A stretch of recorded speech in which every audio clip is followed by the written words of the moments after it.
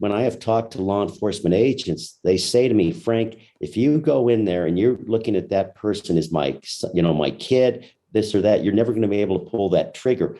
Now, President Joe Biden is heading to Texas today to undertake the grimly familiar task of comforting families after another mass shooting. Police in the city of Uvalde face intensifying scrutiny for waiting outside the classroom at Robb Elementary School, where a teenage gunman with an assault rifle killed 19 children and 2 teachers earlier this week.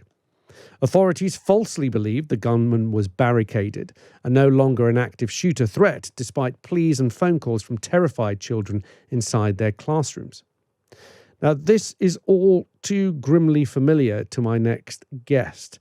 Frank DeAngelis was a principal of the Columbine High School in Colorado in 1999 when 2 teenage gunmen killed 12 students and a teacher and wounded 21 others. He's now retired. He leads the Principals Recovery Network, a support network for about 30 principals who have experienced violence in their schools. And he's also the author of They Call Me Dr. D, the story of Columbine's heart, resilience, and recovery. Frank, thank you so much for giving me your time. Welcome to the show. Thank you for having me. Frank, when you first heard the news of what happened in Texas, it must have sent a shiver up your spine. Most definitely. Since Columbine has happened, every time there's another school shooting, I start receiving texts. You're in my thoughts and prayers, thinking of you if you need anything. And then within 5 minutes, the media calls.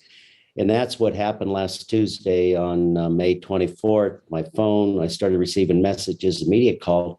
And this particular event took me back really to Sandy Hook, because I remember where I was. I was still principal at the time on December 14th of 2012.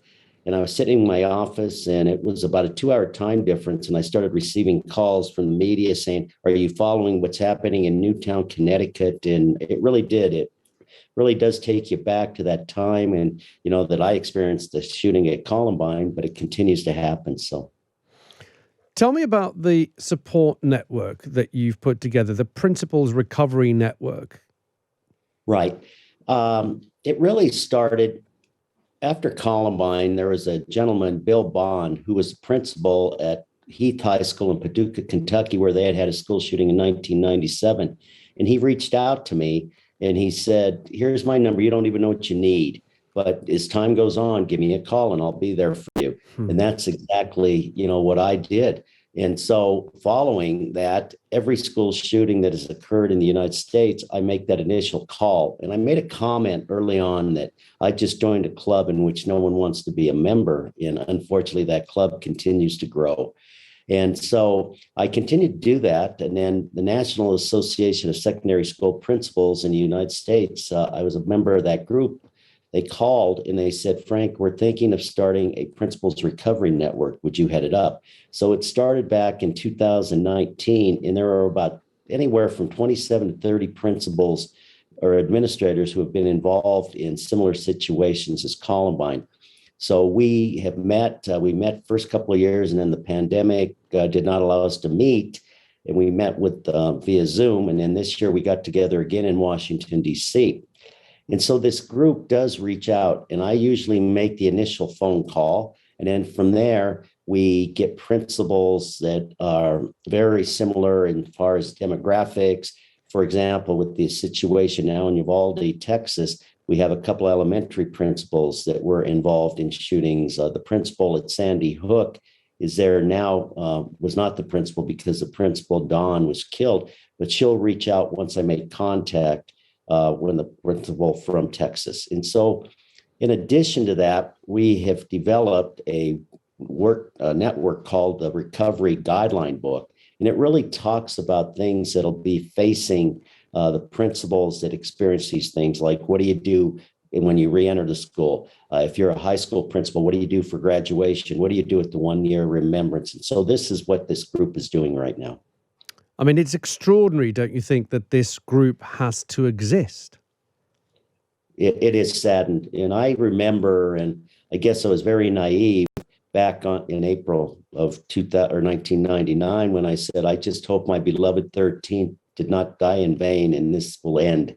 and I was way off. And it saddens me that this continues to happen, and we need to do something. And I can't help but think when the Parkland shooting happened, the young people of Florida came out and said, enough is enough. You adults have let us down and we need change. And we have the same rhetoric. Well, now you fast forward 4 years later and we're having the same discussions we were having after Parkland. And there's been many shootings after Parkland up until today. Why do you think that, particularly in schools, where we hear that schools now have to have special drills, training children what to do in case a shooter comes into the school? Of course, some people have pointed out that those drills sometimes are, well, they're witnessed by the people who turn out to be eventual people perpetrating these horrific crimes. So they kind of know the drill, if you like. But why do you think these events keep happening in the US? Is it simply because of gun control, or are there other reasons that we're perhaps not really putting our finger on? That's a fantastic question. That's the first thing people ask me when they want me to talk about the event. And the first place to go is guns. But I look at it, and that is one cause, but it's not the only cause. There's not just one reason. And the example that I give is at Columbine High School, there was a young lady who was a friend of one of the killers who purchased a gun legally at a Tanner gun show. And at that time, she stated if there would have been more of a background check, if there would have been more questions, because it was an independent gun dealer, she said, I would never purchase a gun. But what we can't overlook is 3 of the guns used by the 2 killers at Columbine were purchased illegally. So how do you stop the purchasing of illegal guns? So what I look at is when I'm addressing that question, it's almost like having a jigsaw puzzle that you look at, do we need to stricten or tighten up our gun laws? Most definitely. I think people are really questioning right now, how can an 18-year-old, such as a killer from Texas, walk in and purchase an automatic weapon? You know, the same thing happened about a week ago in Buffalo, New York. Why are 18-year-olds able to purchase this automatic weapon? You know, the same thing can be said. Why do they need automatic weapons for self-defense? So there's that piece we need to look at. But you also look at, it scares me when I hear that schools in the United States are looking at taking counselors out of the building or social workers out of the building, because a lot of these kids need help. They're crying out for help. And I'm not stating that everyone that is having some mental issues would definitely commit an act of violence. That's not the case. But if kids are crying out for help, we need to be there. And then the other thing that was not an active part when Columbine played is the role that social media is playing in these kids' lives right now. What these phones are doing, what they are communicating, and something that I think we underestimate as adults is our young kids. You could have the best programs, you could have surveillance cameras, you could have metal detectors, but most of these kids, these shooters that are doing this, are broadcasting it. If a kid sees something, he or she needs to say something, because you can intervene and stop it before the act occurs. And I think that's important. And then one of the other things that we're seeing in the United States is we are seeing a lot of our young kids being raised by grandparents and even great grandparents. And, I'm a grandparent, and I could be a loving grandparent. But the point being, a lot of times these parents or these grandparents have not been adept at social media and some of the things that are going in these adolescents' lives. And so I think it's almost like parenting classes for grandparents. So when you put all those pieces of the puzzle together, then we may have a solution.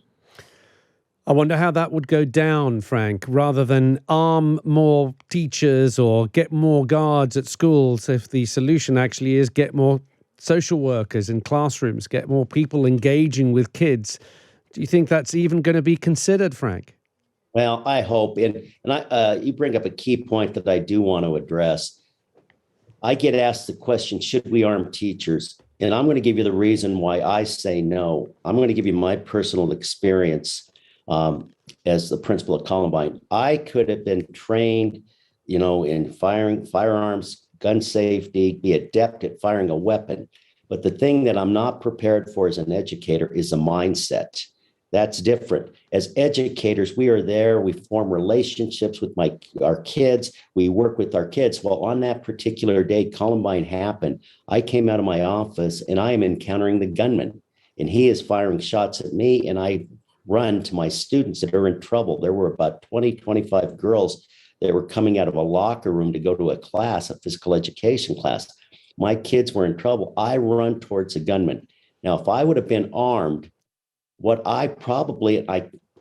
than likely, what I would have done, I don't know if I could have killed one of my students, one of my kids. I would have tried to reason with him saying, what are you doing? There has to be a better way. With that mind mentality, there's a good chance that he would have shot me, and I could not have reasoned with him because he had already made up his mind. If that would have happened, I would have endangered the other 25 kids that I was trying to save. Now, when I have talked to law enforcement agents, they say to me, Frank, if you go in there and you're looking at that person as my kid, this or that, you're never going to be able to pull that trigger. When we go in, we are going to stop the intruder. So arming teachers, in my mind, does not work because of the mindset. Now, there are some extenuating circumstances. There's certain communities in the United States that are rural communities in which you cannot get law enforcement there quickly enough. Then by having, ex-military, by having ex-police officers as guards would be fantastic. One of the things that I'm a strong proponent of, and I work closely with, is the National Association of School Resource Officers. For example, at Columbine, we had a school resource officer that was exchanging gunfire when the shots were fired. But the protocol at that time, 23 years ago, was secure the perimeter, waiting for the SWAT team to arrive. And most of these events are over within 5 minutes. So if you do have a school resource officer, and I think a lot of times the school resource officers get a bad rap because people are saying, or even school administrators are saying, if you're bad, I'm going to send you to the cop or the police. That's not the case. Our school resource officers are part of our faculty. The kids have relationships with them. It's a trusted adult. And I think if you have someone, because it makes you wonder, if there was a school resource officer on campus the other day at the elementary school, would that gunman have attempted to go in the building knowing that there was a armed school resource officer? Frank, thank you so much for giving me all this time. I feel we could have discussed this subject for a lot longer, but sadly we've run out of time. But thank you so much for giving me all this time, Frank DeAngelis. Thank you. Appreciate it. You're all the best. Thank you.